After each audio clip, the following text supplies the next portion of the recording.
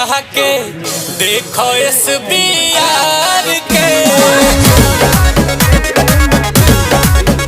और लुट गईनी बर्बाद हो गईनी रानी हो तहरा प्यार में।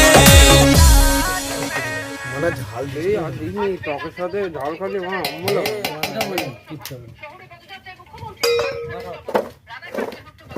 বলো মিন্টুর সাথে তুমি বাড়িতে বলো কথাটা চেপে দিলে তো দিদি আমি বলি যে এটা বাচ্চা লিচি কেন লিচি না কেন আরে কত বছর হয়েছে তোমার বিয়ে মনে তো লাগছে না 2.5 বছর এখন তোমার বেবি আসে না বেবি হয় না আরে কারণ অভিযোগ ফেটে গেছে লাল টুই করে ফেঁসেছে জানো কি রোনাল্ডো জোনার ছেলে বাচ্চাটা প্রথম বছরই নিয়ে করে